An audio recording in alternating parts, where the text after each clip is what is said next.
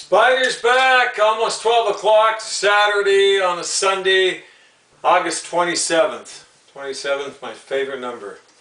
Frank Mahovlich for the Toronto Maple Leafs when I was a kid.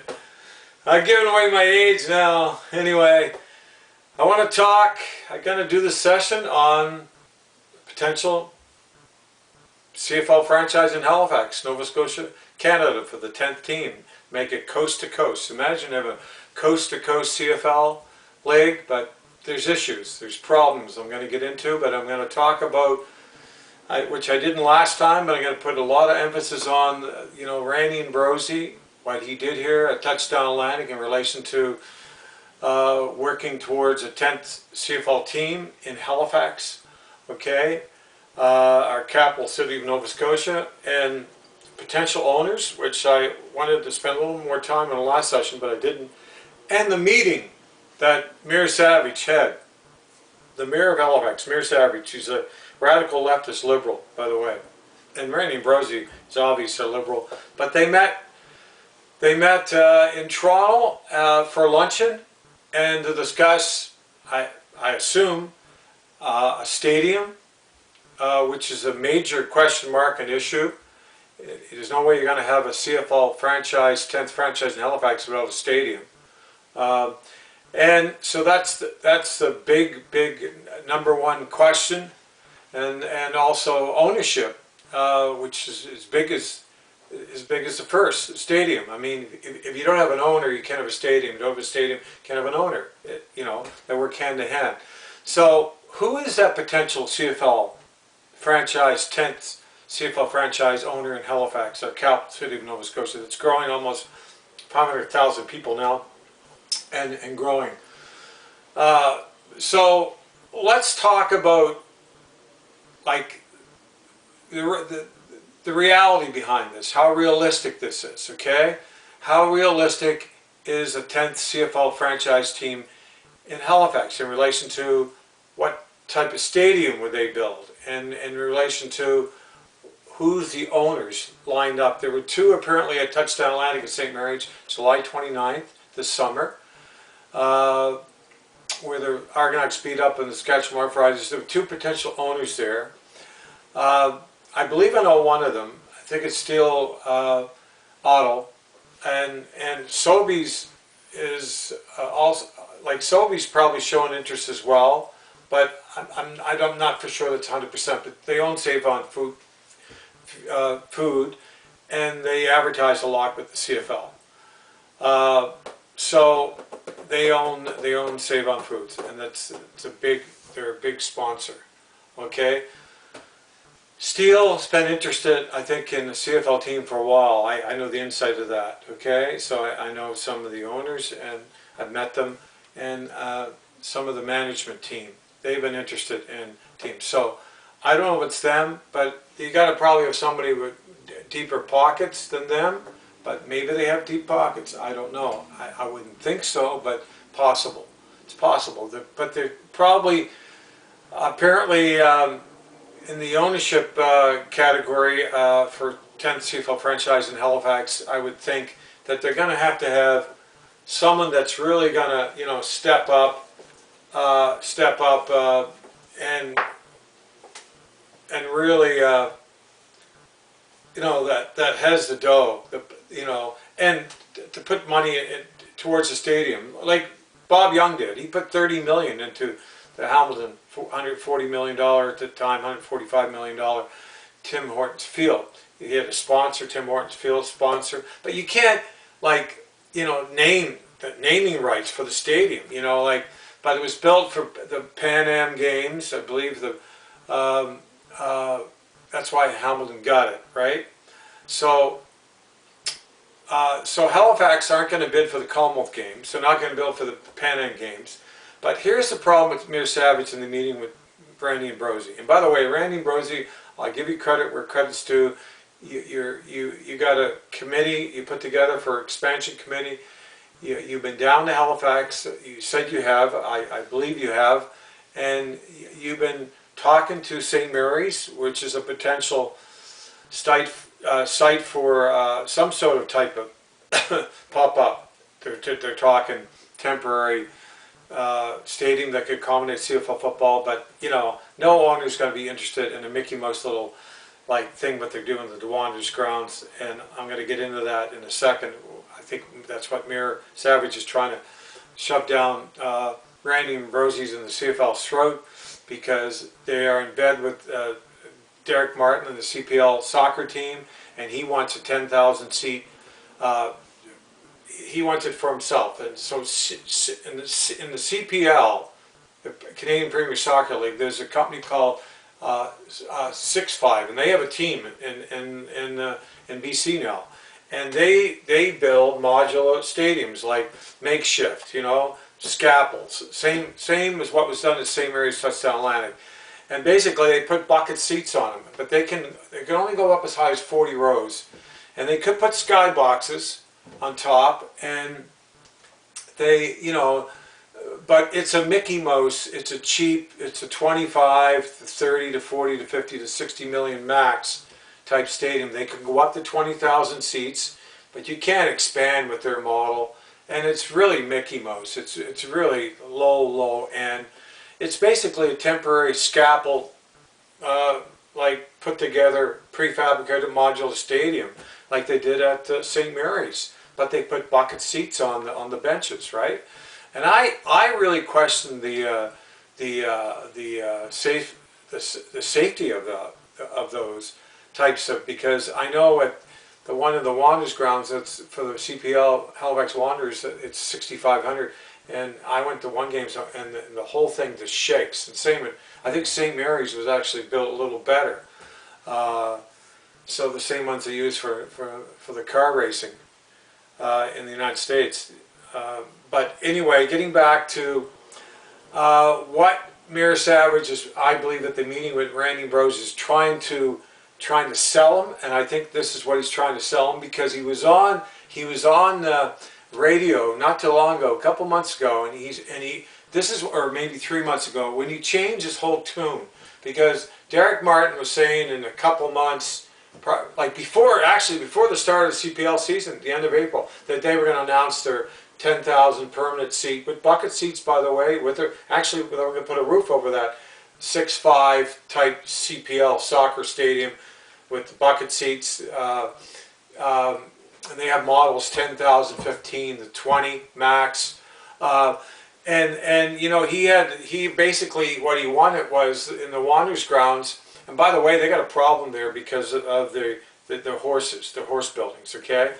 And the road that goes in behind it. So they only got like 22 seat tier there. That's all they got. There's 65 capacity, but he wants that side to go up higher, probably if he can get it up to 40, 35 to 40, all along there. But he wants I think the lawn bowling moved somewhat, so he can put his kitchen party tiers, because that only goes up 10 or less. He wants to go up to probably 25 or more, 30 in that. So the lawn bowling would have to move probably over the commons. That's the place for it.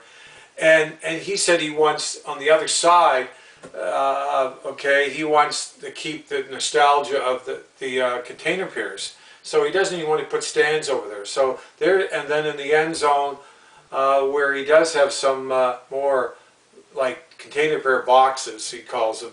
I think he wants to put a tier there. So basically he's looking at 10,000 seats, permanent seats, bucket seats with, he wants water, he wants concessions, he wants washrooms, and he wants, I believe, skyboxes put on top, and a roof. And 10,000 permanent seats. 6'5" model, it's called, a modular, prefabricated. Probably costs about 25, 30 million. That's what he wants. And that's what he said he was going to announce. But hold the fort. Hold the fort. Something happened. And something is happening, because since that, Mayor Savage was on radio a few months ago or so, and he said that, oh, maybe we could have CFL football and CPL soccer, the Halifax Wanderers, playing at the Wanderers grounds, right? And he was saying, he quoted in an article, and he went on radio and he said, oh, the CFL, all they get is 10 to 15,000 seats, people. Well, that's a bunch of baloney. Right now, some of the teams are struggling, but Hamlin's sold out I mean, come on, Winnipeg, big crowd. The potential of much bigger crowds there. They have the stadiums, okay? And the CFL got to market their product better. They need my CFL Red Arm mold. They got to get rid of the one-year contracts, and they have to get rid of the Canadian ratio. And then they have a product to sell. I'm going to get into that a little later, right at the end of this session, okay? Because with a 10th team, you can't have a Canadian ratio. I mean, or if they got to keep it, it's got to be reduced to 4 or less starting ratio, and the roster ratio would have to be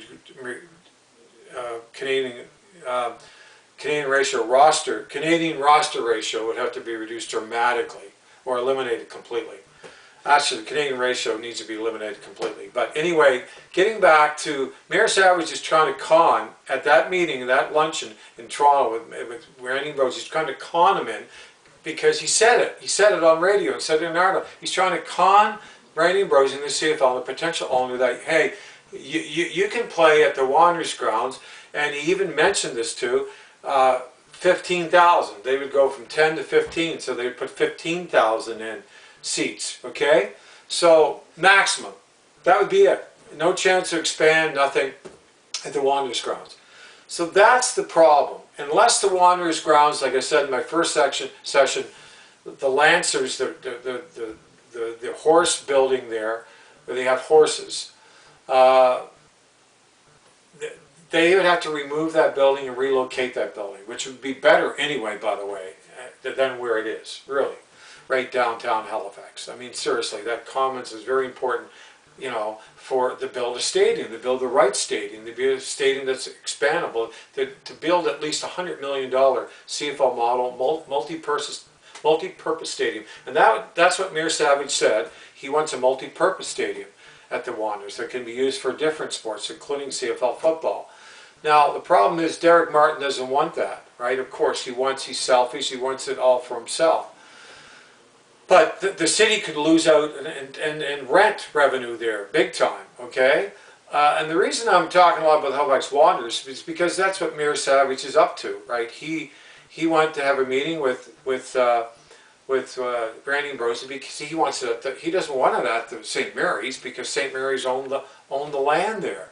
They wouldn't make any money off it. They wouldn't get any tax money, any rent money. Okay, so he wants it at Mayor Savage now wants it despite what Derek Martin wants. And by the way, it's interesting because just to confirm that, Derek Martin just recently, when asked on global liberal network here, they're all bought off by our Trudeau with our money. He buys all off. All the networks are bought off here, you know, with our money, with our taxpayers' money. Trudeau buy them all off to cover for his corruptness and his lies. Okay, every second of the day. So Global, the liberal network, their head Derek Martin on, who's a liberal, who's from Hamilton, who's the CEO of the Halifax Wanderers CPL team, and he says they asked him just recently, a couple of weeks ago. So when's the big announcement and everything? Oh, by the way, I'm sorry. That was maybe 3 or 4 weeks ago, and he said it's going to come in 2 months. And then just recently, like last week, when they asked him, when's the big announcement, you said it's going to come in 2 months for your little Mickey Mouse little 10,000 seat prefab modular stadium pop-up little thing for your CPL soccer team. He says there's no announcement. Like, there's no announcement. You know why? Because Mayor Savage, and I would think the city, if they got any brains, those leftists down there, liberals, that, like, if they build that little Mickey Mouse thing and spend 25, 30, or even $40 million for Derek Martin for a CPL team, which the CPL is on shaky grounds, by the way, like, it could, and that pitch, by the way, it's not, the maintenance is out of this world because of our climate, as you know. They can't use it to the end of April, the grass pitch. So a natural turf would be better, like they have in Toronto,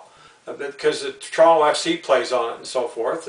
So Mayor Savage now has changed his tune, and so has Derek Martin. He says there's no announcement now because Mayor Savage would like to find a way, I think now, but I think he's got some obstacles because I think if Randy Ambrosie got any brains here in the CFL, if they're smart, Randy Ambrosie is not stupid.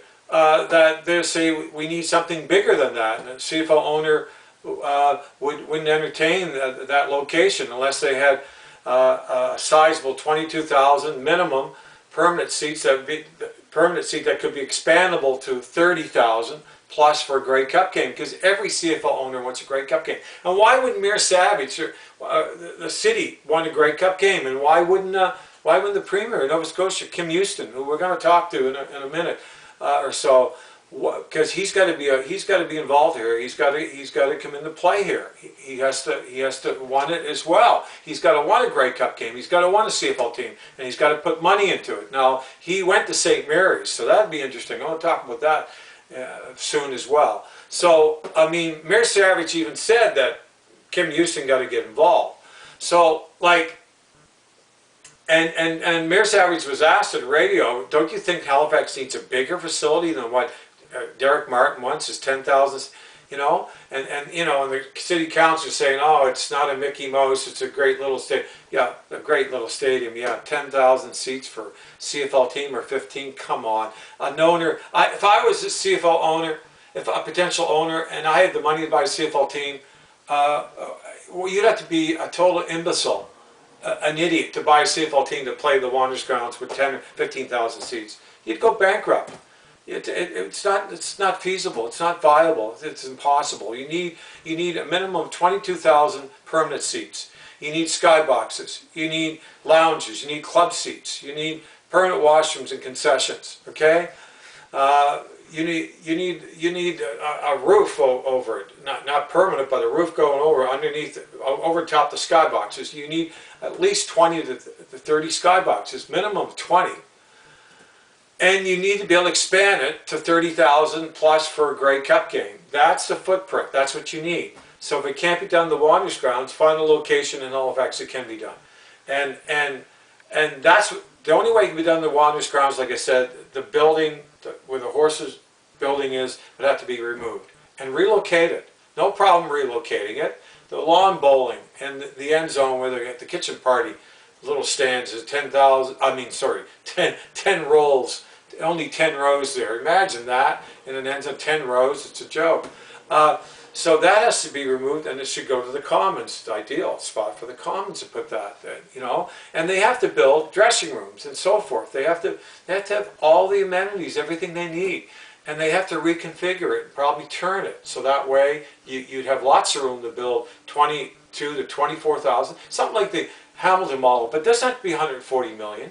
I mean, they have the land, okay.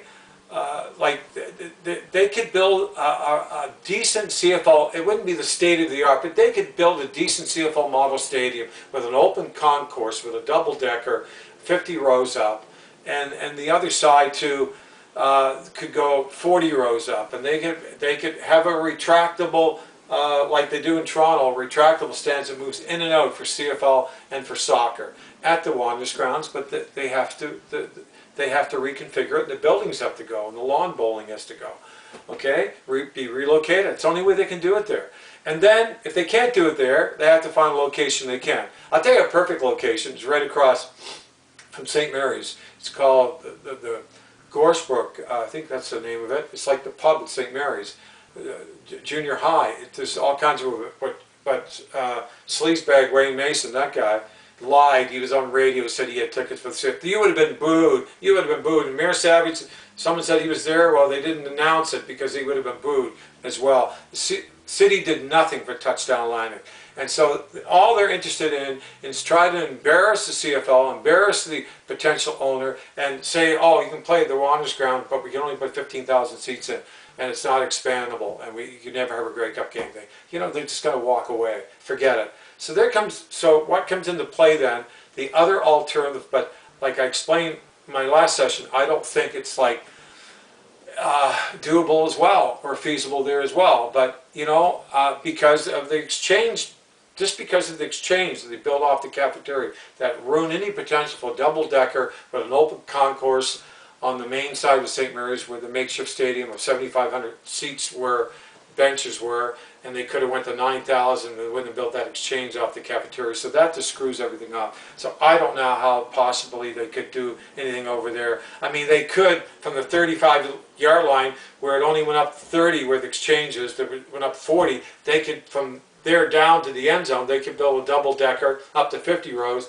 and put a concourse and connect it to the 30 tier there, and maybe if they angle it better, they could put 35 from the 35 down into the end zone, and then they could have a party zone. Then they could put a tier that they could actually bowl it a bit on the other end zone and put a tier actually just as high, or maybe 40 or 30 around on that end zone, and then on where the buildings are,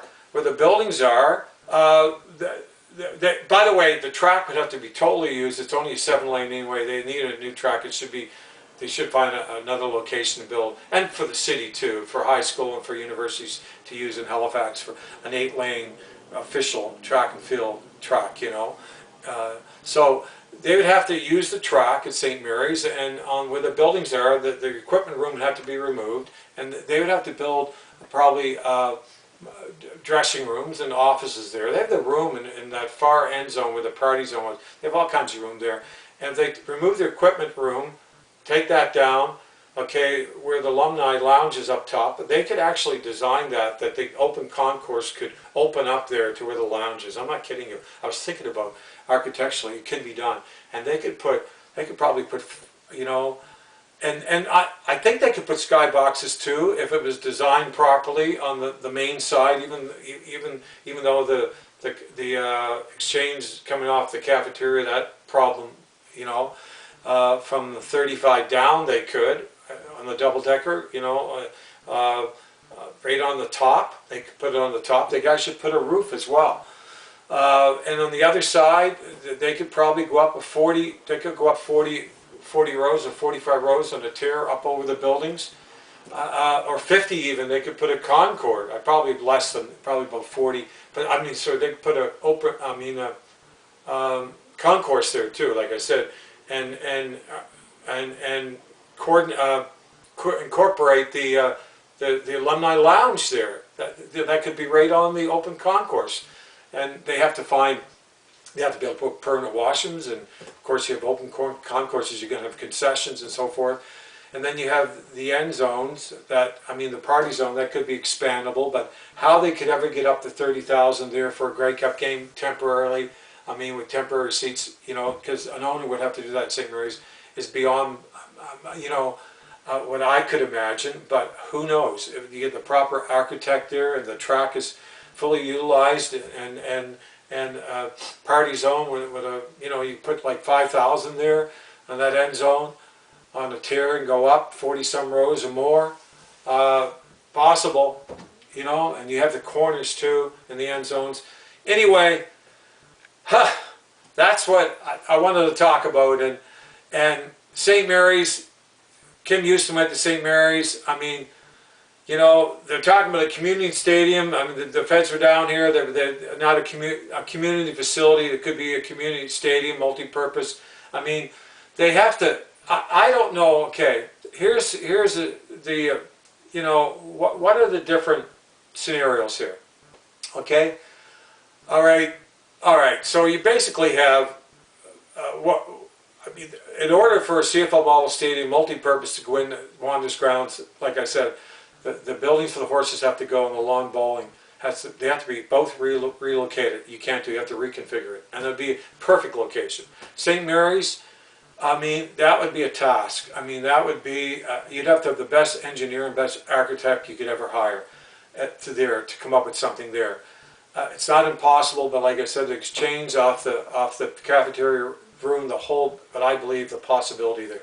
So really, you have to look for a neutral site, location, and there's where Kim Houston comes in. I mean, and the Nova Scotia government, they must have a piece of land in Halifax that they could build a multi-purpose, they could call a community facility, CFL model type stadium, 100 million.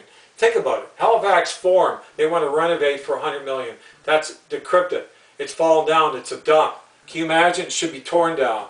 So if they're going to spend $100 million on the Halifax Forum, that's a dump, okay, and falling down, they should easily be able to spend $100 million in the CFL model stadium. You know, I mean, it's not going to be state of the art, but I really believe they could build 22 to 24,000 permanent seats with all the amenities.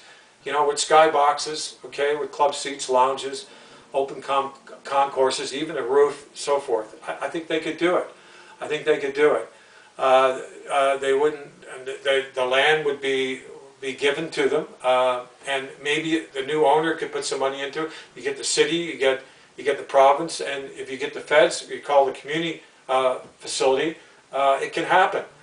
I think that's a real possibility. And Randy Ambrosie, you have to really push this. I mean, the commissioner, you have to really get on this. And if you've got a potential owner, you got to get the city and you got to get Mayor Savage, the city, on board, and you have to really pitch to Premier Houston as well and to the feds that you want a multi-purpose, modest CFL model stadium, $100 million max, and that could be temporarily expanded to host the first Grey Cup, and that's going to be part of the deal. That if it's built, and you know, that type model is built with all the amenities, expandable for a Grey Cup game, it's got to be part of the deal. That if they do that, they spend $100 million or $110 million, they'll get a Grey Cup game within 3 or 4 years. You know, launching the Atlantic Schooners of the 10th CFL franchise in Halifax. So I think that's possible, and I think it's more, you know, I mean, the problem is the location, the owner, of course, you need an owner, location, stadium, all that, but I mean, come on guys, get it together, put it together, and do it right, and build it right, and build it that you can host the first ever Grey Cup game in Halifax, Nova Scotia. Can you imagine how big that would be? Economically, the money it would bring in, I mean, a Grey Cup brings in between, depending on the size of the venue, between 70 and 100 million. Can you imagine that? I mean, Hamilton, when they had 24,000, had 5,000 because of the pandemic to the Grey Cup. They're going to have 31,000 this year. They brought in 70 million, okay, for the Grey Cup game. Halifax can do the same. Take care, Spider, here comes Spider, CFL Red Zone Bowl. See you next time. Take care of yourself. Enjoy the rest of the summer. I hope there's no more rain.